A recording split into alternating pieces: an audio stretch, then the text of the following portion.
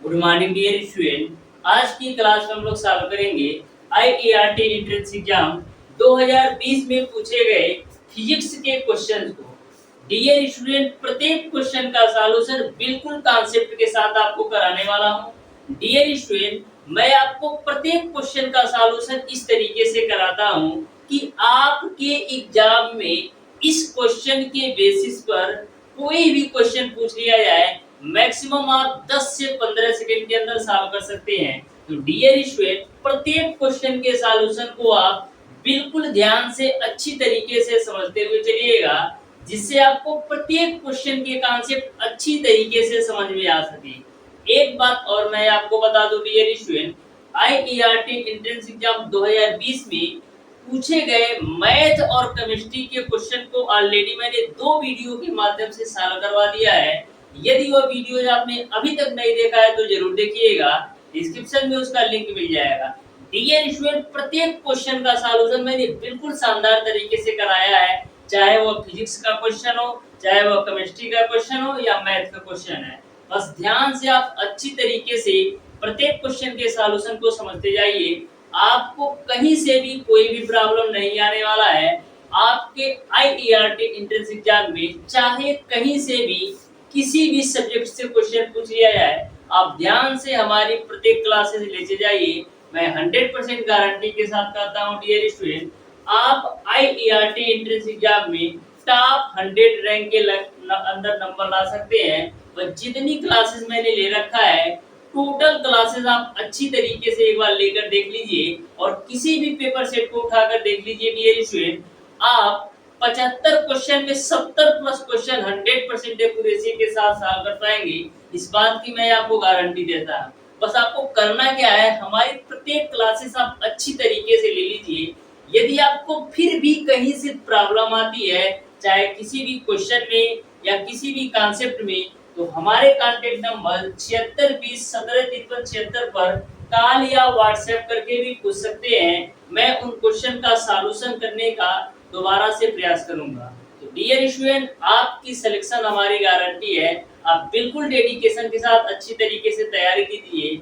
मैं हमेशा आपके साथ हूँ, हर तरीके से आपके साथ हूँ। बस आपको अच्छी तरीके से तैयारी करना है। तो डियर स्टूडेंट, स्टार्ट करते हैं आज की क्लास। देखते हैं क्वेश्चन नंबर 1। तो क्वेश्चन नंबर 1 आपका है डियर स्टूडेंट, चंद्रमा के धरातल से देखने पर आकाश का रंग कैसा दिखाई देता है। तो चंद्रमा के धरातल से देखने पर आकाश का रंग कैसा दिखाई देता है, ये आपको बताना है। तो डियर स्टूडेंट, चंद्रमा के धरातल से आकाश का जो रंग होता है वो आपका काला दिखाई देता है, यानी कि क्वेश्चन नंबर 1 का डियर स्टूडेंट आपका ऑप्शन नंबर डी सही हो जाएगा। अब देखिएगा डियर स्टूडेंट, क्वेश्चन नंबर 2। जो आपका क्वेश्चन नंबर 2 है, ये आपका प्रकाश से पूछा गया क्वेश्चन है। आप ध्यान से समझिएगा, बिल्कुल शानदार तरीके से बताने वाला हूँ। बोला है डियर स्टूडेंट, 15 सेमी फोकस दूरी वाले अवतल दर्पण से 20 सेमी की दूरी पर 5 सेमी ऊंचाई वाले एक वस्तु रखी है। प्रतिबिंब की प्रकृति क्या है, ये आपको बताना है। तो सबसे पहले डियर स्टूडेंट करते क्या है, जो जो हमको वैल्यू दे रखा है उसको हम लिख लेते हैं।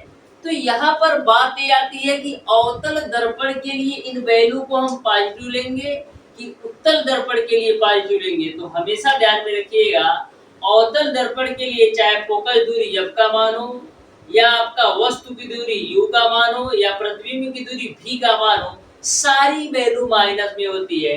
यानी अवतल दर्पण के लिए f, v या u, ये सारी वैल्यू आपकी माइनस में होती है। तो यहाँ पर बात हो रही है अवतल दर्पण का, तो बिल्कुल आप ध्यान से समझिएगा, सारे कॉन्सेप्ट अच्छी तरीके से क्लियर हो जाएंगे। तो आपको जो फोकस दूरी का मान दे रखा है 15 सेंटीमीटर, तो यह बराबर कितना हो जाएगा, यह बराबर आपका हो जाएगा माइनस का 15 सेंटीमीटर। क्यों? क्योंकि आपका अवतल दर्पण है। फिर आगे दे रखा है 20 सेमी की दूरी पर, अवतल दर्पण से 20 सेमी की दूरी पर, यानी u की जो वैल्यू है वो आपको दे रखा है माइनस का 20 सेंटीमीटर। आगे आपको दे रखा है 5 सेमी की ऊंचाई वाली एक वस्तु, यानी कि जो वस्तु की ऊंचाई है, यानी कि हाइट ऑफ ऑब्जेक्ट है, वो आपको दे रखा है 5 सेंटीमीटर, यानी ओ की जो वैल्यू है वो आपको दे रखा है 5 सेंटीमीटर। तो आपको बताना है कि प्रतिबिंब की प्रकृति क्या होगी। तो ध्यान से समझिएगा, आपको फार्मूला पता है डियर स्टूडेंट कि 1/f बराबर आपका होता है 1/v प्लस का 1/u के रूप में। ये आपको फार्मूला पता है। तो 1/f की वैल्यू माइनस का 15 बराबर 1/v की वैल्यू आपको निकालना है। उसके बाद से प्लस का u की वैल्यू कितना है, u की वैल्यू आपका माइनस का 20 है। तो इसको आप हल कर लीजिए। तो 1/v बराबर आपको मिल जाएगा माइनस का 1/15 प्लस का 1/20 के रूप में। तो यहाँ से आपको मिलेगा 1/v बराबर 15 और 20 का आप एलसीएम निकालोगे कितना आएगा, 60 आएगा। 15 चौका 60 यानी -4 होगा और 20 तिया 60 यानी कि 3 होगा। यानी 1/v की वैल्यू आपको मिल जाएगा माइनस का 1/60। यहाँ पर हम v की वैल्यू लिख सकते हैं माइनस का 60 सेंटीमीटर के रूप में। इस तरीके से जो v का मान आ गया वो आपका माइनस का 60 सेंटीमीटर हो गया। अब आपको डियर स्टूडेंट पता है कि आवर्धन नियम का मान क्या होता है। आवर्धन नियम का जो मान होता है वो आपका होता है माइनस का v/u बराबर आपका I/o के रूप में। यानी कि आवर्धन नियम का जो मान होता है वो आपका माइनस का v/u या I/o के बराबर होता है। तो m बराबर माइनस का v/u से हम m की वैल्यू निकाल लेते हैं। तो m बराबर माइनस, ये आपका ऑलरेडी है ही, v की वैल्यू कितना है माइनस का 60, v की वैल्यू कितना है माइनस का 60 बटे u की वैल्यू कितना है, u की वैल्यू डियर स्टूडेंट माइनस का 20 है। तो ये आपका माइनस का 20 हो जाएगा। तो देखो a माइनस और a माइनस प्लस हो जाएगा, ये यानी ये की कैंसिल हो जाएगा। अब 20 से काट दो तो 20 तिया 60, यानी कि जो m की वैल्यू आ जाएगी वो आपका मिल जाएगा माइनस का 3। आवर्धन नियम की जो वैल्यू हो जाएगी वो आपका माइनस का 3। आपको प्रतिबिंब की प्रकृति निकालना है, यानी I की वैल्यू निकालना है। तो करते क्या है, m के साथ एक बार इसको ले लेते हैं। तो m बराबर आपका हो जाएगा I/o के रूप में। तो m की वैल्यू माइनस का 3, I की वैल्यू निकालना है और ऑब्जेक्ट यानी कि हाइट ऑफ ऑब्जेक्ट का मान आपको पता है 5 सेंटीमीटर। तो I की वैल्यू कितना हो जाएगी माइनस का 15 सेंटीमीटर। तो माइनस वाली वैल्यू क्या दिखा रही है, माइनस वाली वैल्यू ये दिखा रही है कि जो आपके प्रतिबिंब की प्रकृति होगी वो वास्तविक उल्टा होगा। जो आपके प्रतिबिंब की प्रकृति होगी डियर स्टूडेंट वास्तविक उल्टा और बड़ा होगा। वास्तविक उल्टा और बड़ा आपके प्रतिबिंब की प्रकृति होगी। यानी कि क्वेश्चन नंबर 2 का डियर स्टूडेंट आपका ऑप्शन नंबर ए सही हो जाएगा। Option number A will be the right answer for question number 2। तो बिल्कुल शानदार तरीके से मैंने आपको बताया है, अच्छी तरीके से आपको समझ में आया होगा। अब देखिएगा डियर स्टूडेंट क्वेश्चन नंबर 3। अब प्रत्येक क्वेश्चन के सॉल्यूशन को आप बिल्कुल ध्यान से समझते जाइए डियर स्टूडेंट। मैं आपको सारे कॉन्सेप्ट बिल्कुल अच्छी तरीके से क्लियर कर देने वाला हूँ। कहीं से भी आपको किसी भी प्रकार का प्रॉब्लम नहीं आएगा। तो देखिएगा क्वेश्चन नंबर 3 को। क्वेश्चन नंबर 3 आपका है y में 750 नैनोमीटर तरंगदैर्घ्य वाला एक प्रकाश 1.5 अपवर्तनांक वाले कांच के स्लैब में प्रवेश करता है। प्रकाश की तरंगदैर्घ्य में लगभग परिवर्तन कितना है ये आपको बताना है। तो बिल्कुल सिंपल सा क्वेश्चन है, आप ध्यान से समझिएगा डियर। आपको लैम्डा की जो वैल्यू दे रखी है वो आपको दे रखा है 50 नैनोमीटर। कितना, 750 नैनोमीटर। 750 नैनोमीटर दे रखा है। उसके बाद से डियर स्टूडेंट अपवर्तनांक n की जो वैल्यू दे रखा है वो आपको दे रखा है 1.5 के रूप में। तो आपको यह बताना है कि तरंगदैर्घ्य में लगभग परिवर्तन कितना होगा। तो n बराबर आपका होता है डियर स्टूडेंट लैम्डा बट्टे का लैम्डा डैश। जो आपका लैम्डा होता है वो प्रारंभिक तरंगदैर्घ्य है और जो आपका लैम्डा डैश है यह चेंज हुआ परिवर्तन तरंगदैर्घ्य है। यानी कि लैम्डा आपका प्रारंभिक तरंगदैर्घ्य है और जो आपका लैम्डा डैश है वो बदला हुआ तरंगदैर्ध्य है, तो यहाँ से हम लैम्डा डैश की वैल्यू निकालेंगे तो क्या आएगा, लैम्डा बट्टे एन के रूप में। लैम्डा की वैल्यू आपका है 750, एन की वैल्यू आपका है 1.5, तो यहाँ से लैम्डा डैश की वैल्यू कितना आएगा, लैम्डा डैश की वैल्यू आपका आएगा 500 नैनोमीटर। क्या आएगा, 500 नैनोमीटर। अब देखना, पहले जो तरंगदैर्ध्य का मान था वो आपका 750 नैनोमीटर था, अब जो तरंगदैर्ध्य का मान है वो आपका 500 नैनोमीटर है। तो तरंगदैर्ध्य में कितने का डिफरेंस आ रहा है, तो आप देख सकते हैं तरंगदैर्ध्य में आपका 250 नैनोमीटर का डिफरेंस आ रहा है। कितना, 250 नैनोमीटर का डिफरेंस आ रहा है। इस तरीके से जो आपका तरंगदैर्ध्य में परिवर्तन होगा डियर स्टूडेंट, वो आपका 250 नैनोमीटर होगा। यानी कि क्वेश्चन नंबर 3 का dear student option number B सही हो जाएगा, ऑप्शन नंबर बी सही हो जाएगा। अब देखिएगा डियर स्टूडेंट क्वेश्चन नंबर 4, तो ध्यान से समझते जाइए प्रत्येक क्वेश्चन का सॉल्यूशन। बिल्कुल शानदार तरीके से आपको सारे क्वेश्चन के कॉन्सेप्ट समझ में आएंगे, कहीं से भी आपको थोड़ा सा भी कंफ्यूजन नहीं रहने वाला है। क्वेश्चन नंबर 4 आपका है डियर स्टूडेंट, बोला है कि दो लेंस हैं, एक आपका 20 सेंटीमीटर की फोकस दूरी का उत्तल है और दूसरा आपका 25 सेंटीमीटर की फोकस दूरी का अवतल है। इस संयोजन की फोकस दूरी कितनी होगी ये आपको बताना है। तो जैसा कि मैंने आपको बताया, अवतल दर्पण के लिए चाहे अवतल लेंस के लिए फोकस दूरी f का मान और u का मान और v का मान निगेटिव होता है, लेकिन जो आपका उत्तल दर्पण अथवा उत्तल लेंस होता है, इसमें जो आपका फोकस दूरी का मान होता है वो आपका पॉजिटिव होता है। तो इस बात को आप ध्यान में रखिएगा, नहीं तो आपका क्वेश्चन गलत हो जाएगा। क्योंकि उत्तल लेंस के लिए डियर स्टूडेंट, क्योंकि उत्तल लेंस के लिए डियर स्टूडेंट आपका जो फोकस दूरी होता है, आपका जो फोकस दूरी होता है डियर स्टूडेंट उत्तल के लिए वो आपका पॉजिटिव होता है, और अवतल के लिए जो फोकस दूरी होता है वो आपका नेगेटिव होता है। तो यानी F1 मैं मान लेता हूँ कि अवतल का फोकस दूरी है, F1 मैं मान लेता हूँ अवतल का फोकस दूरी है, तो अवतल का F1 मैं मान लेता हूँ उत्तल का फोकस दूरी है। ध्यान में रखिएगा, F1 को मैं मान रहा हूँ उत्तल का फोकस दूरी है, तो F1 की वैल्यू आपको दे रखा है 20 सेंटीमीटर, तो ये मैंने 20 सेंटीमीटर लिख लिया। और जो मैं F2 को मान रहा हूँ, F2 को मैं मान रहा हूँ कि अवतल की फोकस दूरी है, तो अवतल की जो फोकस दूरी दे रखी है वो आपको 25 सेंटीमीटर दे रखा है। अब यह 25 सेंटीमीटर प्लस में होगा कि माइनस में, क्योंकि यह अवतल की फोकस दूरी है तो यह माइनस में लेना होगा, और यह आपका उत्तल की फोकस दूरी थी तो इसको मैंने प्लस में ले लिया। तो ध्यान में रखिएगा, यदि उत्तल की फोकस दूरी की बात किया जाए तो आपको पॉजिटिव लेना है, यदि अवतल की फोकस दूरी की बात किया जाए तो आपको निगेटिव लेना है। तो अब आपका होता है 1/f बराबर 1/f1 प्लस का 1/f2 के रूप में। तो यहाँ से 1/f बराबर 1/f1 की वैल्यू आपका है 20 प्लस का 1/f2 की वैल्यू आपका 1/माइनस का 25। इसी को हल कर लो, तो 1/f बराबर 1/20 माइनस का 1/25। तो 20 और 25 का एलसीएम आपका 100 आएगा, तो 20 25 100, अब 25 चौका 100, ये आपका 1/f की वैल्यू मिल गई।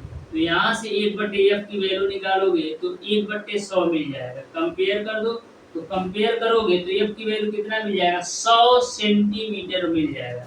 यानी कि जो आपका समतुल्य फोकस दूरी होगा वो आपका 100 सेंटीमीटर होगा। इस तरीके से क्वेश्चन नंबर 4 का ऑप्शन नंबर बी सही हो जाएगा। क्वेश्चन नंबर 4 का dear student option number B सही हो जाएगा। जो आपका संयोजन की फोकस दूरी होगा वो आपका 100 सेंटीमीटर होगा। अब देखिएगा डियर स्टूडेंट क्वेश्चन नंबर 5, तो ध्यान से समझिएगा क्वेश्चन नंबर 5 को। मैं कम से कम डियर स्टूडेंट आपको 10 से 15 सेट सॉल्व करवाने वाला हूँ आईआरटी एंट्रेंस एग्जाम के लिए, तो बिल्कुल फ्री आप कंप्लीट तैयारी कर सकते हैं, चाहे आप पॉलिटेक्निक एंट्रेंस एग्जाम की कर रहे हो या आईआरटी एंट्रेंस एग्जाम में। इस तरीके से मैं आपको कंटेंट देता हूँ। ऐसा कंटेंट डियर स्टूडेंट आपको पेड कोर्स में भी नहीं मिलेगा, और पेड कोर्स में मैक्सिमम यह कंप्लेन आता है डियर स्टूडेंट कि क्लासेस ही नहीं चलती। केवल पैसा सब ले रहे हैं, क्लासेस चली नहीं रही हैं, या तो ऐसे टीचर हैं कि जो कि पढ़ा रहे हैं कुछ समझ में ही नहीं आ रहा है। ऐसा बहुत सारा कमेंट हमको आता है। तो ध्यान में रखिएगा, बिल्कुल फ्री ऑफ कॉस्ट आप हमारे चैनल के माध्यम से पढ़ सकते हैं। कहीं से भी आपको एक भी रुपया पेड करने की जरूरत नहीं पड़ेगी। देखिएगा डियर स्टूडेंट, क्वेश्चन नंबर 5। तो क्वेश्चन नंबर 5 में दिया है कि ओम के नियम के अनुसार V बराबर I इंटू आर होता है। सही बात है, ओम के नियम के अनुसार V बराबर I इंटू आर होता है, लेकिन कौन सी वैल्यू किस वैल्यू के अनुक्रमानुपाती होती है ये आपको बताना है।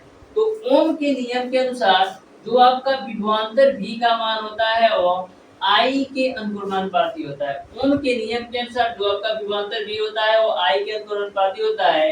ये आपका R कांस्टेंट के रूप में आता है। इस तरीके से क्वेश्चन नंबर 5 का ऑप्शन नंबर डी सही हो जाएगा। जो विभवांतर V होगा वो I के अनुक्रमानुपाती होगा। अब देखिएगा डियर स्टूडेंट, क्वेश्चन नंबर 6, तो ध्यान से समझिएगा क्वेश्चन नंबर 6 को भी। बोला है कि तार का प्रतिरोध निम्नलिखित में से किस कारक पर निर्भर करता है। ऑप्शन नंबर ए आपको दे रखा है अनुप्रस्थ काट के क्षेत्रफल पर, ऑप्शन नंबर बी आपका लंबाई पर, ऑप्शन नंबर सी आपका तापमान पर, और ऑप्शन नंबर डी आपका ए सभी। तो देख लेते हैं कि तार का प्रतिरोध किन बातों पे डिपेंड करता है। तो R बराबर आपका क्या होता है, R बराबर आपका होता है रो एल बाई ए। तो ऑप्शन नंबर ए आपको दे रखा है कि अनुप्रस्थ काट के क्षेत्रफल पर। तो यहाँ पर जो आपका तार का प्रतिरोध है अनुप्रस्थ काट के क्षेत्रफल पर निर्भर करता है, यानी कि आपका ऑप्शन नंबर ए भी सही होगा। फिर ऑप्शन नंबर बी आपको दे रखा है लंबाई पर। क्या तार का प्रतिरोध लंबाई पर डिपेंड करता है? हाँ, डिपेंड करता है, यानी ऑप्शन नंबर बी भी सही होगा।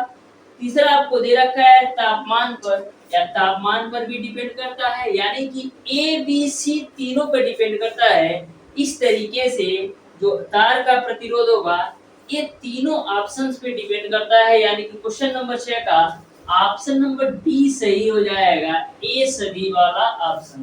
क्वेश्चन नंबर 6 का ऑप्शन नंबर डी बिल्कुल राइट आंसर होगा।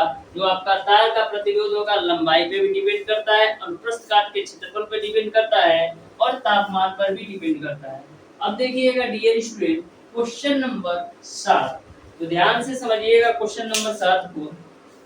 बोला है एक विद्युत परिपथ में विद्युत धारा को नियंत्रित करने के लिए प्रयोग किए जाने वाला यंत्र है। तो एक विद्युत धारा परिपथ में विद्युत धारा को नियंत्रित करने के लिए डियर स्टूडेंट हम लोग धारा नियंत्रक का उपयोग करते हैं, यानी कि क्वेश्चन नंबर 7 का dear student option number C सही हो जाएगा। Option number C will be the right answer for question number 7। अब देखिएगा डियर स्टूडेंट क्वेश्चन नंबर 8 बोला है कि असमान अनुप्रस्थ काट के एक धात्विक चालक में एक स्थिर विभवांतर लगाया गया है। संपूर्ण चालक में जो मध्य स्थिर रहता है वो है। तो ध्यान से क्वेश्चन को पढ़िएगा। क्वेश्चन नंबर 8 को बोला गया असमान अनुप्रस्थ काट के एक धात्विक चालक में एक स्थिर विभवांतर लगाया गया है। संपूर्ण चालक में दो मध्य स्थिर रहेगा, वो आपको बताना है। तो विभवांतर आपका जो है वो आपका स्थिर रहता है। तो जो विभवांतर आपका स्थिर रहेगा तो धारा के विमान नियत होगा, यानी कि क्वेश्चन नंबर 8 का आपका ऑप्शन नंबर ए सही हो जाएगा। क्वेश्चन नंबर 9 आपका है कि 200 वोल्ट की लाइन से जुड़े 5 एम्पीयर विद्युत धारा की वहन करने के लिए 400 ओम के कितने प्रतिरोधक को आवश्यकता होगी, ये आपको बताना है। तो ध्यान से समझिएगा क्वेश्चन नंबर 9 को। क्वेश्चन नंबर 9 में ऐसा बोला गया है कि 200 वोल्ट की लाइन से जुड़े हुए 5 एम्पीयर विद्युत धारा की वहन करने के लिए 400 ओम के कितने प्रतिरोधक की आवश्यकता होगी, ये आपको बताना है। तो सबसे पहले डियर स्टूडेंट हम यह देख लेते हैं कि तुल्य प्रतिरोध क्या है। तो तुल्य प्रतिरोध निकालने के माध्यम से हम यह देखेंगे कि 400 ओम की कितने प्रतिरोध की आवश्यकता होगी। तो सबसे पहले जो V की वैल्यू दे रखा है वो आपको दे रखा है डियर स्टूडेंट 200 वोल्ट। उसके बाद से डियर स्टूडेंट आपको I की जो वैल्यू दे रखा है वो आपको दे रखा है 5 एम्पीयर, और जो प्रतिरोध यूज होता है यानी R की जो वैल्यू है वो आपको दे रखा है 400 ओम। या 400 ओम। तो आपको यह बताना है कि 400 ओम के कितने प्रतिरोध की आवश्यकता होगी। तो सबसे पहले हम तुल्य प्रतिरोध निकाल लेते हैं। मैं मान लेता हूं कि डियर स्टूडेंट जो आपका तुल्य प्रतिरोध है वो आपका R डैश है। मैंने मान लिया कि डियर स्टूडेंट जो आपका तुल्य प्रतिरोध है वो आपका R डैश है। तो R डैश बराबर आपका क्या होगा V बट्टे I। तो V की वैल्यू आपका है 200 और I की वैल्यू आपका 5 से कैंसिल आउट करोगे तो 40 ओम आ जाएगा। यानी कि R डैश की जो वैल्यू है वो आपका 40 ओम के बराबर होगा।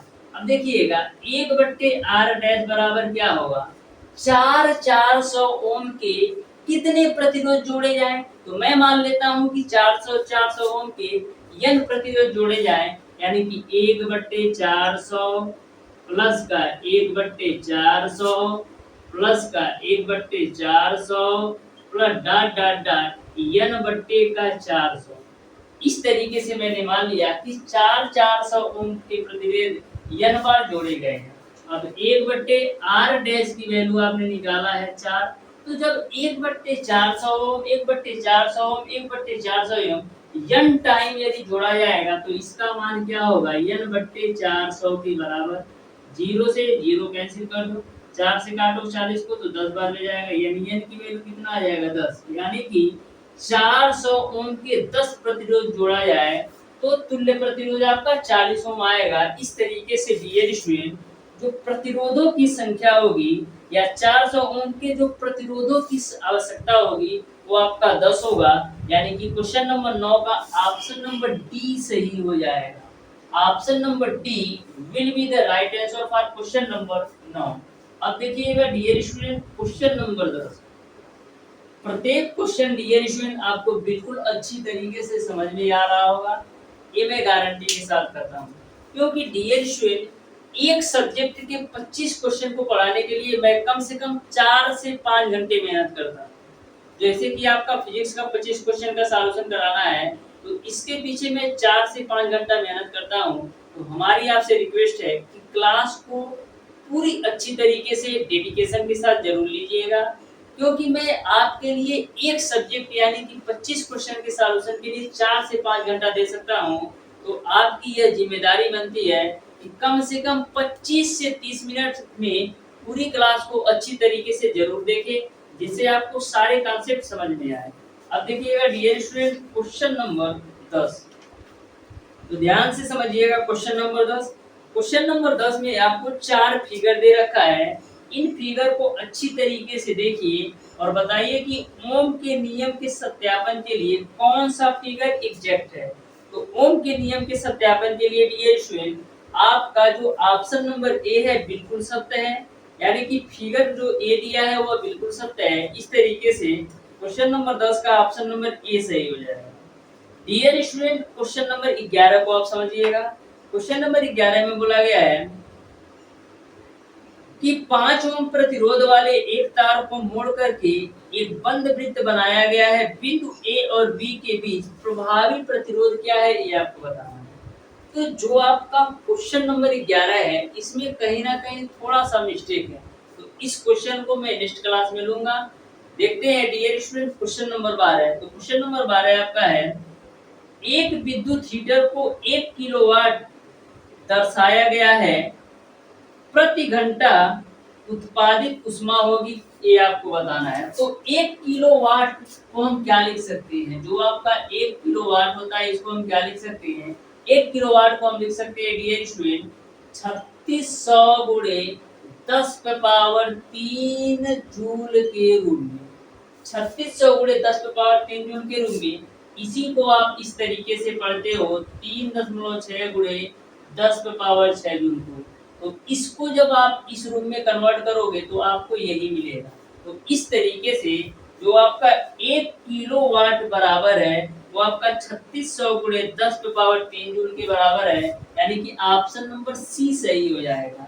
अब देखिएगा डियर स्टूडेंट क्वेश्चन नंबर 13। तो क्वेश्चन नंबर 13 आपका है प्रतिरोधकता की एसआई इकाई है। तो प्रतिरोधकता की एसआई इकाई क्या होती है। प्रतिरोधकता की एसआई इकाई आपकी होती है ओम मीटर। प्रतिरोधकता की एसआई इकाई आपकी क्या होती है ओम मीटर होती है। इस तरीके से क्वेश्चन नंबर 13 का आपका ऑप्शन नंबर डी सही हो जाएगा। जितने भी मात्रक वाली वैल्यू है उनको आप अच्छी तरीके से याद कर लीजिए, जिससे आपको एग्जाम में किसी भी प्रकार का प्रॉब्लम नहीं आए कि ऑप्शन नंबर ए होगा कि ऑप्शन नंबर बी होगा कि ऑप्शन नंबर सी होगा। ऐसा कंफ्यूजन नहीं होना चाहिए। इसलिए आपको कम से कम 4 से 5 बार लिख करके अच्छी तरीके से एकदम ध्यान में रख लीजिए, जिससे आपका जैसे ही क्वेश्चन पूछा जाए तुरंत 1 सेकंड के अंदर टिक करके आपको नेक्स्ट क्वेश्चन पर निकल जाना है। टाइम वेस्ट नहीं करना है कंफ्यूजन में, तो इसीलिए अच्छी तरीके से डेडिकेशन के साथ लास्ट के जो भी आपके 25 से 30 दिन बचे हैं, अच्छी तरीके से तैयारी कीजिए। देखिएगा क्वेश्चन नंबर 14। क्वेश्चन नंबर 14 आपको बोला गया है कि ए और बी दो हीटर क्रमशः 220 वोल्ट और 200 वाट और 220 वोल्ट और 40 वाट दर्शाए गए और वे 220 वोल्ट आपूर्ति से समांतर में जोड़े गए हैं। हीटर बी द्वारा निकाली जाने वाली विद्युत धारा कितनी होगी, ये आपको बताना है। तो देखना बिल्कुल सिंपल सा क्वेश्चन है, आप ध्यान से समझो। Question number 14। तो क्वेश्चन नंबर 14 में ए बी की बात हो रही है, यानी कि एक आपका हीटर ए है और दूसरा हीटर आपका बी है। तो ध्यान से समझिएगा, एक हीटर आपका बाबू ए है और एक हीटर आपका बी है। इस तरीके से मैंने कैटेगराइज कर दिया। हीटर ए के लिए 220 वाट 220 वोल्ट और दिया है, 220 वोल्ट दिया है बी का मान, और यहाँ पर P की जो वैल्यू दे रखा है वो आपको दे रखा है 200 वाट। P की जो वैल्यू दे रखा है डियर स्टूडेंट वो आपको दे रखा है 200 वाट। फिर आगे हीटर B की बात हो रही है। हीटर B के लिए दिया गया है 220 वाट, हीटर B के लिए भी दिया गया है 220 वाट, और जो P की वैल्यू दे रखा है वो आपको दे रखा है 40 वाट। यहाँ तक किसी को कोई दिक्कत नहीं होगा। अब डियर स्टूडेंट आपको क्या पता है, क्या P बराबर आपका होता है V इंटू आई। P बराबर आपका होता है V इंटू आई। I बराबर आपको क्या पता है V बट्टे आर। तो जब I बराबर V बट्टे आर यहाँ पर रखोगे तो P की वैल्यू क्या हो जाएगी, P की वैल्यू आपको मिल जाएगी V स्क्वायर बट्टे का R के रूप में। यहाँ तक किसी को कोई दिक्कत नहीं होना चाहिए। मैंने इस I के जगह पर V बट्टे आर रखा तो P बराबर V स्क्वायर बट्टे आर हो गया। अब हीटर A के लिए बात करते हैं तो PA की जो वैल्यू होगी वो आपका VA का स्क्वायर बटे RA के बराबर होगी। हम हीटर A की बात करते हैं तो PA की वैल्यू आपका VA का स्क्वायर बटे RA होगा। आपको किससे मतलब है, आपको तो VA और PA का मान पता है, यानी RA से मतलब है, तो RA की वैल्यू यहाँ से निकाल लो तो VA का स्क्वायर बटे का आपका होगा PA। तो यहाँ से DA VA की जो वैल्यू है वो कितना है, VA की जो वैल्यू है 220 है, तो 220 का स्क्वायर है तो 220 गुणे 220 रख दो बटे का P की जो वैल्यू है वो आपका है 200, तो मैंने 200 रख दिया। अब देखो 1 2 2 जीरो से 2 जीरो कैंसिल, 2 से काटेंगे तो कितना होगा, 2 11 या 22 हो जाएगा। ठीक है, अब 11 दूना कितना होगा 22, फिर 11 दूना 22 और 23 24, यानी कितना होगा 242 ओम। यानी कि जो आपकी RA की वैल्यू आ गई वो आपका आ गया 242 ओम के बराबर। RA की जो वैल्यू आ गई वो आपका 242 ओम के बराबर आपका आ गया। यहाँ तक आपको अच्छी तरीके से समझ में आया होगा, यहाँ तक आपको अच्छी तरीके से समझ में आया होगा। इसी प्रकार डियर स्टूडेंट हम जैसे आपने RA की वैल्यू निकाला VA का स्क्वायर बटे PA से, उसी प्रकार से आपका RB की वैल्यू क्या होगी, RB की जो वैल्यू होगी वो आपका VB का स्क्वायर बटे PB होगा। क्यों, क्योंकि यदि RA बराबर VA का स्क्वायर बटे PA हो सकता है तो RB बराबर तो भी VB का स्क्वायर बटे PB हो सकता है। तो यहाँ से आपका VB की जो वैल्यू है वो का 220 का स्क्वायर, तो 220 गुणे 220 बटे PB की वैल्यू आपका है 40, तो 0 से 0 कैंसिल कर दो। तो यहाँ से देखो 2 से काट लेते हैं तो 2 दूना 4, फिर 2 11 या 22, फिर 2 से काटते हैं तो 2 1 कम 2 2 1 कम 2 0, गुणा करा लो 0, 11 1 कम 11 को 1, 11 दूना 22 और 1 23, यानी कि 2310 आपका आ गया RB की वैल्यू। अब आपको डियर स्टूडेंट क्वेश्चन नंबर 14 में ये बताना था कि B द्वारा निकाले जाने वाली विद्युत धारा क्या होगा। तो बी द्वारा निकाले जाने विद्युत धारा क्या होगा, आई बराबर क्या होता है वी बट्टे आर, तो आई बी बराबर क्या हो जाएगा वी बी बट्टे का आर बी के रूप में। तो यहाँ से वी बी की जो वैल्यू है वो कितना है, वी बी की जो वैल्यू है वो आपका है 220 बटे का आरबी की वैल्यू आपने निकाला है 2310, एक जीरो से एक जीरो कैंसिल, फिर 11 से काटो, 11 दूना 22, 11 दूना 22, 11 एकम 11, यानी कि 2 बट्टे का 21 आ जाएगा। अब 2 बट्टे 21 को आप सॉल्व करो कितना आएगा, तो देखो 2 बट्टे 21 को मैंने ऑलरेडी सॉल्व करके रखा है, दशमलव में आएगा। तो 2 बट्टे 21 को आप सॉल्व करोगे डियर स्टूडेंट, तो आपको मिल जाएगा 2 बटे 21 को आप सॉल्व करोगे डियर स्टूडेंट, तो आपको मिल जाएगा 0.182, कितना मिलेगा 0.182 मिलेगा। इस तरीके से क्वेश्चन नंबर 14 का डियर स्टूडेंट, इस तरीके से क्वेश्चन नंबर 14 का dear student option number A सही हो जाएगा। क्वेश्चन नंबर 14 का आपका dear student option number C सही हो जाएगा, ऑप्शन नंबर सी सही हो जाएगा। इसको आप सॉल्व कर लीजिए। यदि मैं आपको अच्छी तरीके से भाग करके दिखाऊं तो टाइम आपका ज्यादा वेस्ट होगा, इसलिए मैंने ऑलरेडी पहले से सॉल्व करके रखा था। तो 2 बट्टे 21 को आप सॉल्यूशन करोगे तो 0.182 हो जाएगा। इतने तो तुम लोग चालाक हो ही यार कि भाग तुरंत फटाफट कर लोगे। अब देखिएगा डियर स्टूडेंट क्वेश्चन नंबर 15, तो क्वेश्चन नंबर 15 को आप ध्यान से समझिएगा। नेत्र विशेषज्ञ द्वारा लेंस की शक्ति प्लस का 2.5 डायोप्टर बताई गई, तो लेंस की फोकस दूरी क्या होगी ये आपको बताना है। 4 ऑप्शंस आपको दे रखा है, तो ध्यान से समझिएगा। क्वेश्चन नंबर 15 आपको दे रखा है डियर स्टूडेंट, आपको दे रखा है P की वैल्यू यानी कि लेंस की शक्ति आपको दे रखा है 2.5 डायोप्टर, वो भी आपका प्लस में। डायोप्टर जो वैल्यू होती है ये आपका मीटर में होती है, यानी कि जो P की वैल्यू दे रखा है हम कह सकते हैं प्लस का 2.5 मीटर। डायोप्टर तो जो आपका शक्ति है इसका यूनिट में। अब आपको डियर स्टूडेंट सारे जो ऑप्शंस दे रखे हैं वो आपको दे रखा है, किसमें दे रखा है, वो आपको दे रखा है सेंटीमीटर में, और सारे आपके फोकस दूरी के मान है। तो यहाँ पर आपको फोकस दूरी और क्षमता P में संबंध पता होना चाहिए। तो यह बराबर आपका होता है 1/P, यह बराबर आपका होता है 1/P मीटर के रूप में, मीटर के रूप में। लेकिन सारे ऑप्शंस आपका सेंटीमीटर में है, तो मीटर को सेंटीमीटर में चेंज करेंगे तो 100/P सेंटीमीटर हो जाएगा। तो यह बराबर कितना हो जाएगा 100/P की वैल्यू कितना है 2.5, तो 2.5 से काटोगे तो 40 बार में जाएगा, यानी कि जो यफ की वैल्यू आई कितना आया प्लस का 40, यफ की जो वैल्यू आई वो आपका प्लस का 40 सेंटीमीटर आ गया। अब प्लस वाली वैल्यू क्या शो करती है, प्लस वाली वैल्यू मैंने ऑलरेडी बता रखा है कि यदि आपका फोकस दूरी का मान प्लस में हो तो उत्तल होता है, यदि फोकस दूरी का मान आपका निगेटिव में हो तो वो आपका अवतल होता है। तो इस तरीके से जो आपका फोकस दूरी होगी वो आपका प्लस का 40 सेंटीमीटर के साथ साथ उत्तल लेंस होगा। यानी कि क्वेश्चन नंबर 15 का डियर स्टूडेंट आपका ऑप्शन नंबर सी सही हो जाएगा। ऑप्शन नंबर सी बिल्कुल सही आंसर है। आप प्लस और माइनस का जरूर ध्यान में रखिएगा, ये मैं बार बार बोल रहा हूँ। यदि आप प्लस और माइनस का ध्यान में नहीं रखते हैं तो आपका क्वेश्चन 100% गलत होना है। तो ध्यान में रखिएगा कि फोकस दूरी का मान यदि पॉजिटिव आए तो उत्तल लेंस है, यदि फोकस दूरी का मान नेगेटिव में आए तो वो आपका अवतल लेंस है।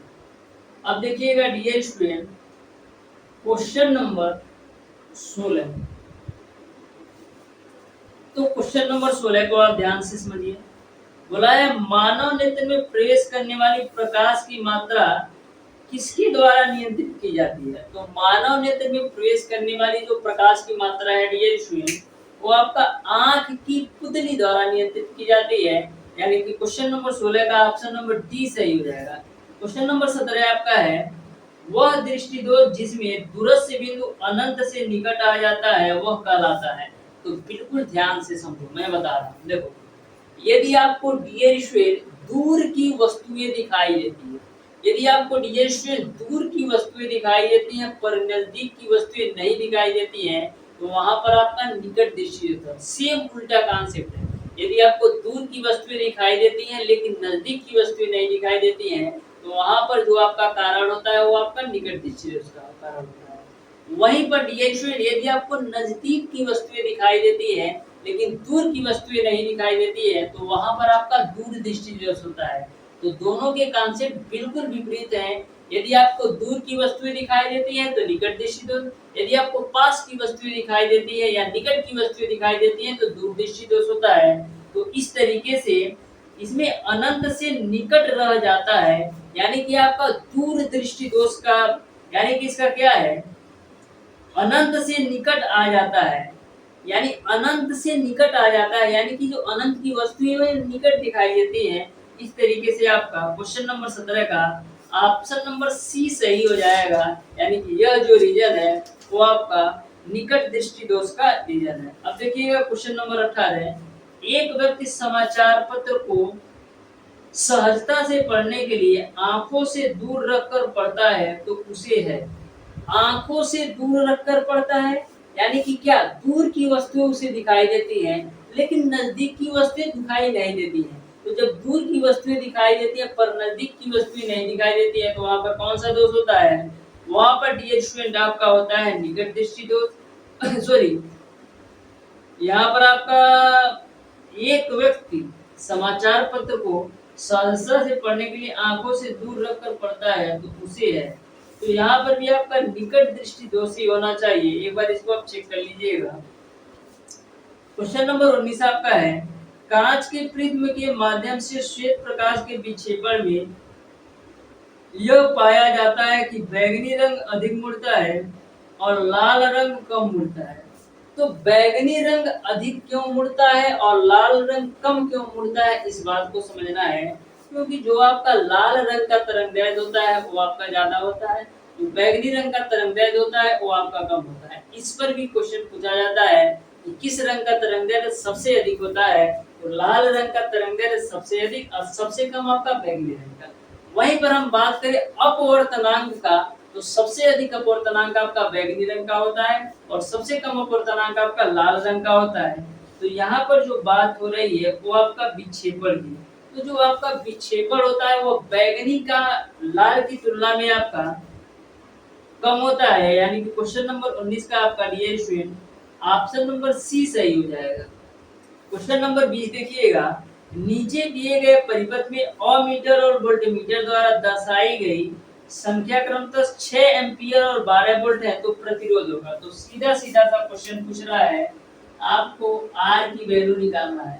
तो देखना यहाँ पर आपको दे रखा है आई का मान 6 एम्पियर, आई की वैल्यू दे रखा है डियर स्टूडेंट 6 एम्पियर, और जो वी की वैल्यू दे रखा है वो आपको दे रखा है 12 वोल्ट। तो आर बराबर क्या होता है, वी बट्टे का आई, वी की वैल्यू 12 और आई की वैल्यू 6, तो 6 दूना कितना हो जाएगा 12, यानी आर की जो वैल्यू आएगी वो आपका 2 ओम आ जाएगा। इस तरीके से क्वेश्चन नंबर 20 का आपका ऑप्शन नंबर सी सही हो जाएगा। Option number C will be the right answer for question number 20। अब देखिएगा डियर स्टूडेंट क्वेश्चन नंबर 21। तो क्वेश्चन नंबर 21 को आप ध्यान से समझिएगा, बिल्कुल शानदार सा ये भी क्वेश्चन है। क्वेश्चन नंबर 21 आपका है, एक चालक में 5 मिनट में 1500 कूलाम के आवेश प्रवेश करते हैं, 1500 कूलाम के आवेश निकलते हैं, तो विद्युत धारा है। तो डियर स्टूडेंट बिल्कुल सिंपल सा क्वेश्चन है, आप ध्यान से समझिएगा क्वेश्चन नंबर 21 को। टी की वैल्यू आपको दे रखा है 5 मिनट, तो 5 मिनट को सेकंड में चेंज कर लेते हैं, तो 5 गुणे 60 हो जाएगा, यानी कि आपका हो जाएगा 300 सेकंड टी की वैल्यू। और जो क्यू का मान दे रखा है वो आपको दे रखा है 1500 कूलाम। क्यू का जो मान दे रखा है वो आपको दे रखा है 1500 कूलाम, ठीक है। तो यहाँ पर डियर स्टूडेंट 1500 कूलाम आपका क्यू का मान दे रखा है। तो आपको पता है क्यू बराबर क्या होता है, आई इंटू टी। आपको आई की वैल्यू चाहिए ना, तो आई बराबर क्या हो जाएगा, क्यू अपॉन टी। तो क्यू की वैल्यू आपका कितना है, क्यू की वैल्यू आपका है 1500 बटे का टी की वैल्यू आपका है 300, डबल जीरो से डबल जीरो कैंसिल, 3 से काटो तो 5 बार में कटेगा, यानी आई का जो मान आएगा वो आपका 5 एम्पियर आ जाएगा। इस तरीके से डियर स्टूडेंट क्वेश्चन नंबर 21 का आपका ऑप्शन नंबर बी सही हो जाएगा। Option number B will be the right answer for question number 21। अब देखिएगा डियर स्टूडेंट, क्वेश्चन नंबर 22, तो ध्यान से समझिएगा क्वेश्चन नंबर 22 को। क्वेश्चन नंबर 22 आपका है, समान पदार्थ के दो तार जिनकी लंबाई और त्रिज्या का अनुपात आपका 3:4 और 3:2 है और ये 6 वोल्ट की एक बैटरी से समांतर में जुड़े हैं, तो विद्युत धाराओं का अनुपात क्या है ये आपको बताना है। तो बिल्कुल आप ध्यान से समझिएगा क्वेश्चन नंबर 22, बिल्कुल शानदार तरीके से मैं आपको सॉल्व कराने वाला हूँ। इस तरीके से मैं सॉल्व करा दूंगा कि आपके एग्जाम में इस टाइप का क्वेश्चन पूछ लिया जाए, आपसे छूटना नहीं है। तो देखिएगा यहाँ पर आपको लंबाई और त्रिज्या का अनुपात दे रखा है 3:4 और 3:2 के लिए। तो सबसे पहले लंबाई दिया है यानी कि L1:L2 की वैल्यू दे रखा है 3:4 के रूप में। त्रिज्या यानी R1:R2 की जो वैल्यू दे रखा है वो आपको दे रखा है डियर स्टूडेंट 3:2 के रूप में। कितना? 3:2 के रूप में। तो आपको बताना है डियर स्टूडेंट कि विद्युत धाराओं का अनुपात क्या होगा ये आपको बताना है। तो ध्यान से समझो, ध्यान से समझना। R बराबर क्या होता है? R बराबर आपका होता है रो L बाई ए। तो R1/R2 की वैल्यू निकाल लो। R1 बराबर आपका हो जाएगा रो L बाई A1 यानी कि L1/A1 कर लो बटेगा R2 की जो वैल्यू हो जाएगी वो आपका क्या हो जाएगा, R2 की जो वैल्यू हो जाएगी वो आपका रो L2/A2 हो जाएगा, क्योंकि जो आपका प्रतिरोधकता का मान होता है वो आपका समान होगा, ये कैंसिल हो जाएगा। अब देखो R1 की जगह पर हम क्या लिख सकते हैं, R बराबर क्या होता है V/I, यानी R1 की जगह पर हम लिख सकते हैं V1/I1, R2 की जगह पर हम लिख सकते हैं V2/I2 के रूप में। अब देखना L1 है तो L1 रखो, ये जो आपका A1 है, A1 को हम क्या लिख सकते हैं पाई R1 का स्क्वायर बटेगा L2 है तो L2 और A2 के जगह पर हम क्या लिख सकते हैं पाई R2 का स्क्वायर। यहाँ तक किसी को कोई दिक्कत नहीं। अब पाई से पाई कैंसिल। अब देखिएगा ये आपका I2 V1 के साथ जाएगा, तो I2 V1 के साथ जाएगा तो V1 आपका I2 हो जाएगा बटेगा जो आपका V2 होगा वो I1 के साथ जाएगा, तो ये आपका हो जाएगा V2 I1 बराबर, यहाँ से देखिएगा R2 आपका L1 के साथ जाएगा यानी आपका हो जाएगा L1 R2 का स्क्वायर, और जो आपका L2 होगा R1 के साथ जाएगा यानी कि L2 जो होगा वो आपका R1 के साथ जाएगा।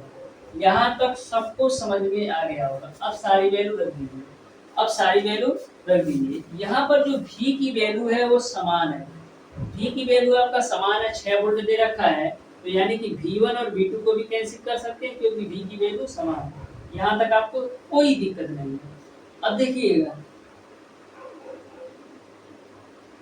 I2/I1 बराबर क्या होगा, L1 की वैल्यू कितना है 3 है तो 3 रख दो, R2 की वैल्यू कितना है 2 है तो 2 का स्क्वायर करोगे तो 4 हो जाएगा बटे L2 की वैल्यू कितना है 4 है तो 4 रख दो, R1 की वैल्यू कितना है तो 3, 3 का स्क्वायर करोगे तो 9 हो जाएगा। किसी को कोई दिक्कत नहीं, 4 से 4, 3 से काटोगे तो 3 बार में, यानी कि I2/I1 की जो वैल्यू हो जाएगी वो आपका 1/3। ये आपका I2/I1 की वैल्यू है, तो यहाँ से आप I1/I2 की वैल्यू निकालोगे कितना आएगा 3/1, जिसको हम 3:1 के रूप में भी लिख सकते हैं। इस तरीके से क्वेश्चन नंबर 22 का आपका ऑप्शन नंबर बी सही हो जाएगा। ऑप्शन नंबर बी बिल्कुल सही आंसर है। अब देखिएगा डियर स्टूडेंट क्वेश्चन नंबर 23, केवल और केवल क्वेश्चन नंबर 23 में सॉल्व करवाऊंगा। जो आपका क्वेश्चन नंबर 24 है और क्वेश्चन नंबर 25 है, इसको आप लोग सॉल्व करके कमेंट बॉक्स में बताइए कौन सा ऑप्शन सही है। तो देखिएगा क्वेश्चन नंबर 23 बोला है यदि वायु में जल का अपवर्तनांक आपका 4/3 है तो जल में वायु का अपवर्तनांक, तो ध्यान से क्वेश्चन को पढ़ो, क्वेश्चन में ही आंसर है। बोला है वायु में जल का अपवर्तनांक आपका 4/3, वायु में जल का अपवर्तनांक 4/3 है, तो आपको बताना है कि जल में वायु का अपवर्तनांक, तो वायु में जल का अपवर्तनांक यदि 4/3 होगा तो जल में वायु का अपवर्तनांक कितना होगा उसी का उल्टा यानी कि 3/4 हो जाएगा, यानी कि क्वेश्चन नंबर 23 का आपका ऑप्शन नंबर बी सही हो जाएगा। उसी का उल्टा कर देना है, क्योंकि यहाँ पर घुमाया है। y में जल का अपूर्णांक 4/3, तो जल में y का अपूर्णांक कितना होगा, उसी का उल्टा यानी 3/4 हो जाएगा। इस तरीके से डियर स्टूडेंट, आज की क्लास में मैंने आपको बताया फिजिक्स के IERT एंट्रेंस एग्जाम 2020 में पूछे गए क्वेश्चन नंबर 1 से लेकर के क्वेश्चन नंबर 25 तक के सारे प्रश्नों का सॉल्यूशन। फिर भी डियर स्टूडेंट, यदि आपको किसी भी क्वेश्चन में कोई भी डाउट या कोई भी कंफ्यूजन हो, तो आप इसे कमेंट बॉक्स में कमेंट करके जरूर बताइएगा। मिलते हैं नेक्स्ट क्लास में, तब तक के लिए धन्यवाद।